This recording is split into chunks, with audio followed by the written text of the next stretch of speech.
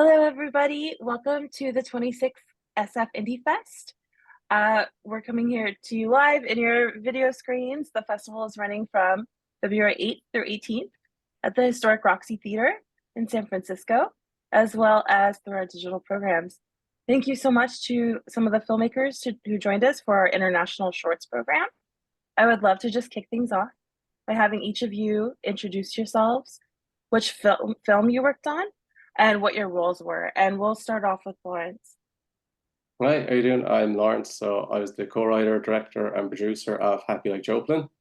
So a bit about me, I started in filmmaking maybe about 6-7 years ago. So I went to film school and then worked on a number of shorts before Happy Like Joplin would have been my first real short. So I did that with my filmmaking partner, Jean-Baptiste Mauduit. We filmed it in County Galway in Ireland. Lovely. Thank you so much and welcome. Hi, Danielle. Can you tell us your name and your film and what you did on it? I am Danielle Diegui. I live in France, so I speak American a little bit. My film is about the difficulties of a woman to have a child, and what is in her head with these difficulties is all phantasm, all what she imagined, and she tries to understand why she has so difficulties. And at the end, she understands that it's that relation with history. Because when I will not tell all the film you had already seen, but it's inspired by my life and my mother, who had it was difficult for her to have a child, and for me too. And I made many films in between the personal story and historical stories. Lovely. Thank you so much. Lawrence, we'll kick it back over to you. What was the genesis of getting this film together? What inspired you to tell this story? And what was the process like of bringing it to life? Well, it was twofold really. So the story started with, so it was my co-writer, Jean-Baptiste, who he was kind of observing this woman he'd pass every single day on his way to work, kind of doing the same routine every day. And we were actually writing a separate short about a different character. And again, someone who just kind of continuous routine all the time. And a lot of we find with people, when you talk about this, they assume the worst in these, they assume they're crazy, or, we wanted to kind of show that people who think differently like that can be more expressive. So that was kind of the idea of why I wanted to have that character of Joplin. And then, as you've seen, anyone who's seen the film will know that the girl that follows him kind of gets drawn into his world and sees then how more full of life it is than her own even. So that's kind of where we started with, say, the overall idea. And the process on doing it then, like, it was a very independent film. So it was only the two of us in the entire crew. And then, like any independent film, we base it around the locations we had access to. So that a lot of it was local to where Jean-Baptiste lives. Wow, you both achieved so much with such a small crew. I found the film to be quite polished and whimsical. So that's really, really amazing to hear how much you're able to achieve with the mighty power of just you two. That's great. Thank you so much. Danielle, you had mentioned that, the story was inspired out of, the troubles that your mother had had. Can you speak more about what inspired you to make this film now, and what that process was like for you? Well, for me, the difficulty I had to have a child was very hard. And I had a child later, and two girls. And it was too early to speak of that at this period. It was impossible. And now that I am not so young, as I become a grandmother, it's like it must have a generation more in order to speak, to evoke this period. And also to speak of a period of a war. It's difficult. I didn't want to speak too directly. I would like to evoke what can be in the belly of a woman who lives a very difficulties during her pregnancy. That it's good for second war, la Seconde Guerre mondiale, Second World War, but it's also valid for today with all these wars. And I ask me what leaves the pregnancy mother and the difficulties they have.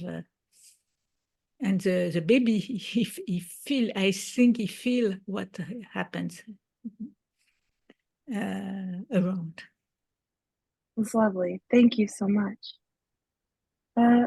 Lawrence, can you speak a little bit about the way that you approached working with your actors? Obviously, it was such a small and intimate time, but it comes off like everyone's very comfortable with each other. Can you just talk about what your process was like? Yeah, so it's I think that was more down to the schedule. So we kind of shot this on weekends, kind of every Saturday. And if you can see from the film, you'll know that like all the shots are, well, they blend together. They are all very separate.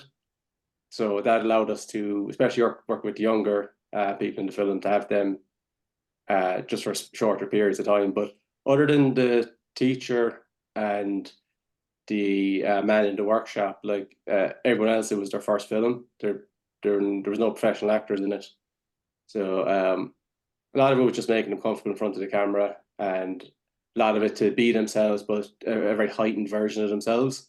So they were all people we knew anyway, which kind of put us at ease and put them at ease as well. That's very helpful. Thank you so much. And Danielle, I would love to hear more about how you worked with your actors to bring this to life. I mean, obviously there's so much going on within their interior space that you're able to realize within your film. If you could talk about that process and what it means to you as a director who, you know, you've made so many gorgeous films. Has that process for you like evolved or influenced the way that you work with your actors? When I met for the first time Isabelle Caillat, she was in série,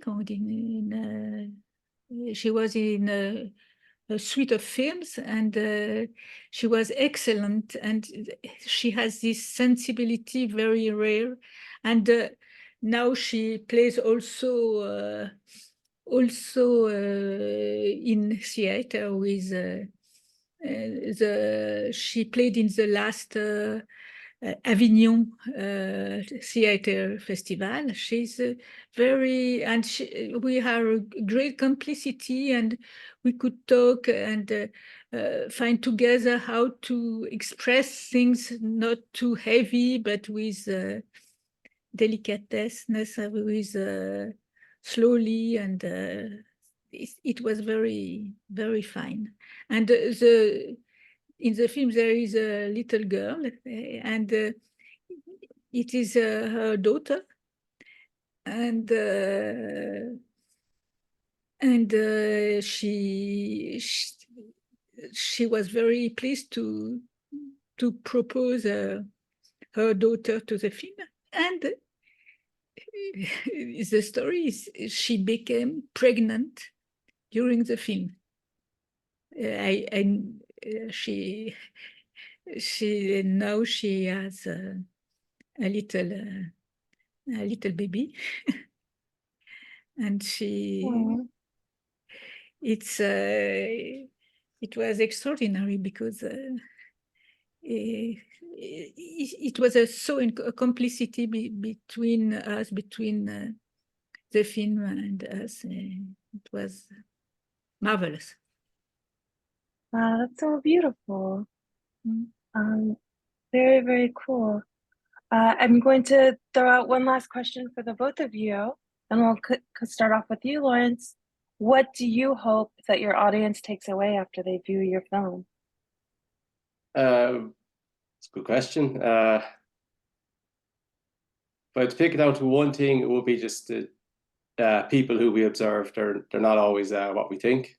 So like autism would be a big theme of the film as well, and how people who are on the spectrum think. So just how we observe people, like what you see isn't always what you can get, and it's better to assume the best in people rather than the worst or dismissive of them. Oh, that's very sweet. And you, Danielle, is there a message that you hope that the audience takes away when they see your movie? There is many levels.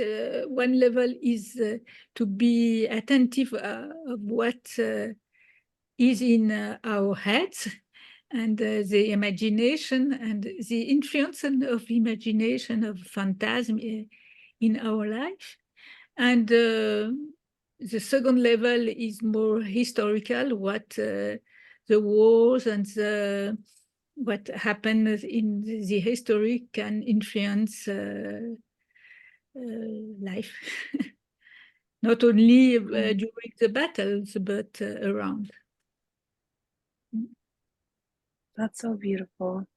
Well, thank you both so much for taking the time to join us today for our Q&A, and thank you to our audience for sharing these stories.